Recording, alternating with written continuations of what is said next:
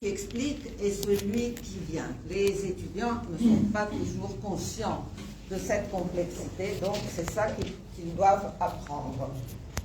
La prochaine, s'il vous plaît. Voilà, alors, l'ICOM est une association de professionnels de musée qui se donne des règles. Voilà, le code éthique, par exemple, et très récemment, une nouvelle définition de musée. Ici, vous avez la définition de musée qui a été approuvée par l'Assemblée générale de l'ICOM à Prague en août dernier. Donc, c'est tout récent.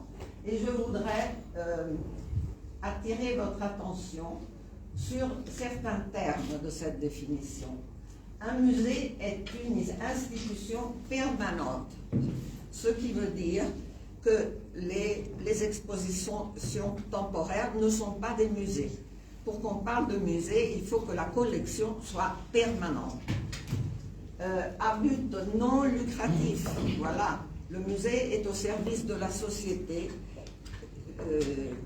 Si le musée ne gagne pas assez d'argent, c'est l'État qui doit l'aider à survivre. C'est un peu comme les hôpitaux. On ne va pas fermer les hôpitaux parce qu'ils ne gagnent pas assez d'argent. Ce sont des services fondamentaux de la société. Donc si je mets ensemble musée et hôpital, j'espère vous faire comprendre l'importance culturelle des musées. Et que fait le musée? Il est au service de la société, et donc il est au service de nous tous.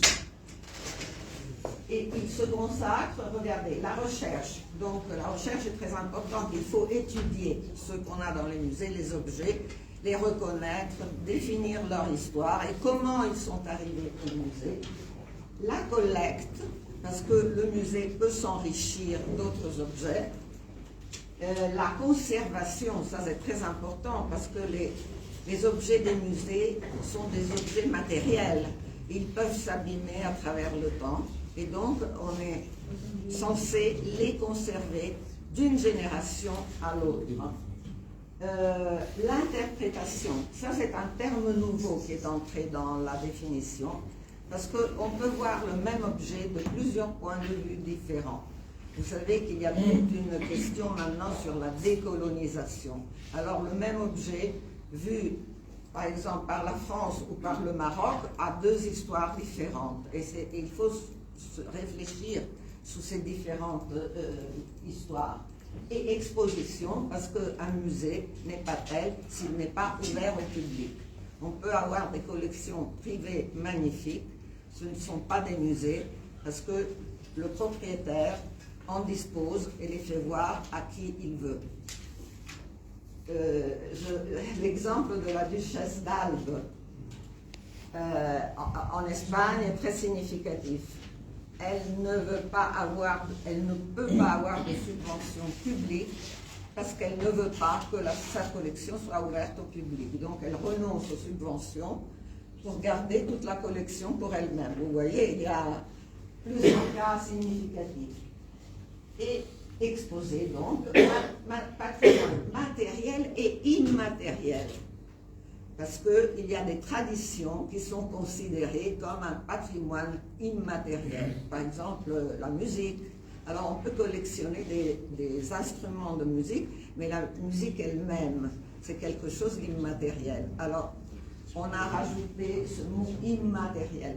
Même la tradition culinaire peut être une tradition immatérielle, même si on la mange, mais c'est pas ça l'idée. Ouvert au public, c'est ce que je vous disais avant, accessible et inclusif, ces deux mots sont très importants. L'idée d'accessibilité n'est pas seulement physique, mais aussi mentale. Et inclusif, il faut essayer d'ouvrir le musée à tout le monde en l'expliquant de façon à se rapprocher de la culture personnelle de chacun. Il encourage la diversité et la durabilité. Ça aussi, c'est nouveau dans la définition. La diversité. Le musée est une invention occidentale qui a été copiée dans divers continents, mais il faut aussi encourager la diversité parce que chaque peuple est différent et cette différence est une richesse qu'il faut valoriser. la durabilité, la journée internationale des musées de cette année est consacrée à durabilité et bien-être. Donc, le musée se charge aussi de campagnes éthiques envers ses communautés pour défendre des principes fondamentaux. Les musées opèrent et communiquent de manière éthique et professionnelle. Donc, je vous ai dit, le DICOM a établi un code éthique. Par exemple, on ne peut pas acquérir des objets si on ne connaît pas leur provenance. Il faut lutter contre le trafic illicite. Et dans les zones archéologiques, c'est un problème réel. Avec la participation de diverses communautés. Vous voyez l'idée de diversité qui revient. Chaque communauté a ses caractéristiques et à chaque communauté, il faut parler d'une façon différente. Vous voyez quelle tâche importante vous avez.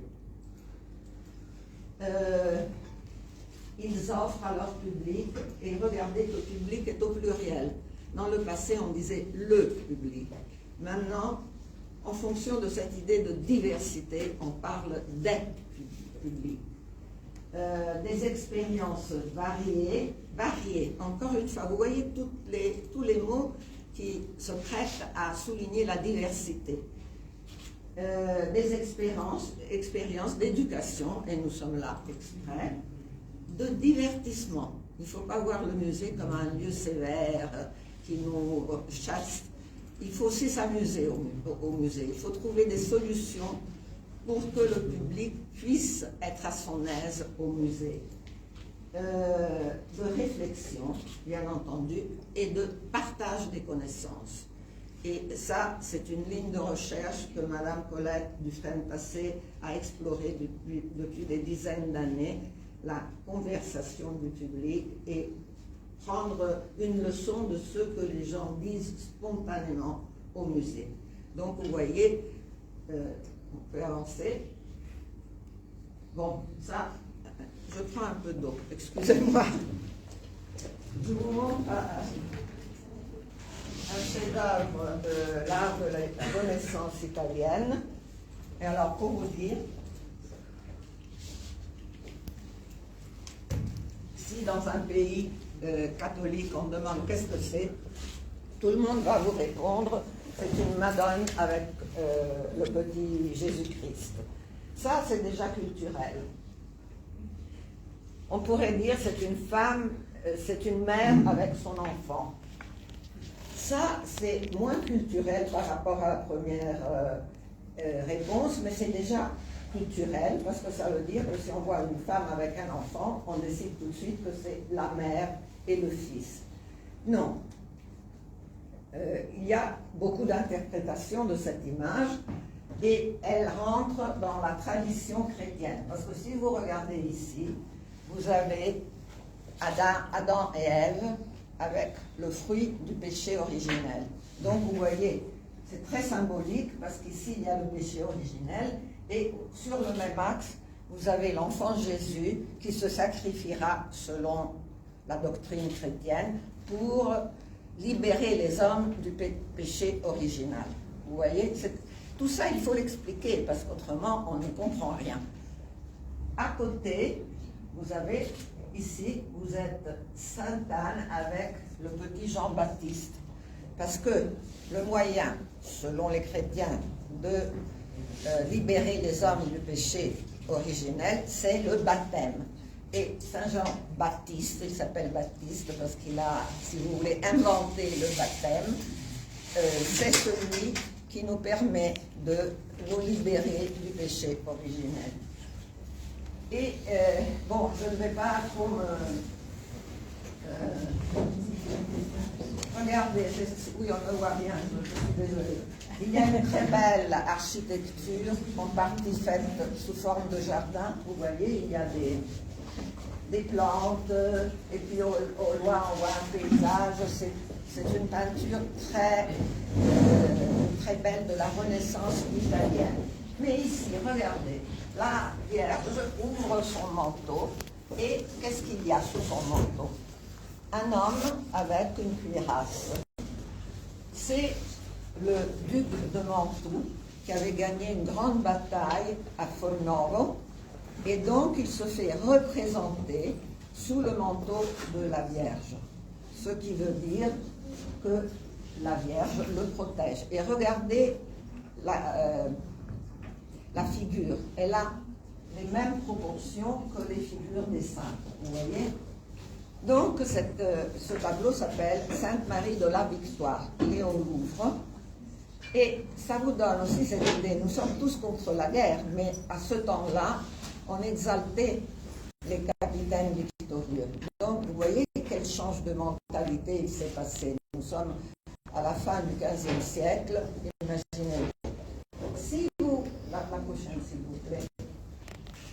Alors ici, vous avez une représentation de la Madone de la Miséricorde qui est beaucoup plus médiévale. Alors, vous le reconnaissez parce que les figures des fidèles sont toutes petites, vous voyez, et elles sont nombreuses. Alors, tandis que dans la précédente, vous aviez le guerrier victorieux, là, vous avez une masse de personnes qui sont protégées par le manteau de la Vierge. Donc, la comparaison entre ces deux diapositives vous montre le passage d'un monde collectif et médiéval du monde humaniste centré sur l'homme, sur l'individu. Vous voyez? Alors ça, c'est pour vous dire très rapidement tous les plans qu'on peut reconnaître dans une œuvre d'art. Et je pourrais en citer encore, mais j'ai seulement une demi-heure, je passe à la prochaine, s'il vous plaît. Donc, quelles sont les conditions de l'enseignement? Donc, d'abord, une transmission de pensée et de mots aussi. Il faut avoir des mots pour exprimer les pensées. Donc, cette idée de transmission, c'est au cœur même de l'éducation. Toutes les races vivantes animales ont une forme d'éducation, non? La chatte, elle s'occupe de ses petits et les rend indépendants. Elle leur passe ses connaissances pour qu'ils deviennent indépendants. Vous voyez, donc c'est la transmission d'une génération à l'autre de compétences et d'habiletés. C'est ça qui fait l'éducation. Alors, l'éducation humaine, c'est une forme de transmission beaucoup plus complexe de celle des animaux. Les animaux, ils suivent un critère unique. C'est l'instinct qui les guide et donc leur éducation est toujours la même. Les hommes, c'est complètement différent. Selon le temps et les latitudes, nous avons des formes d'éducation complètement différentes. Voici la complexité. Et l'éducation humaine est une forme culturelle. Alors je vous dis que si vous abandonnez un enfant tout jeune dans une forêt, vous le laissez tout seul, il ne va pas avoir la position droite. Il va marcher comme ça, un peu comme les singes. Vous voyez, donc même la posture est une acquisition culturelle transmise par l'éducation. Ensuite, il y a une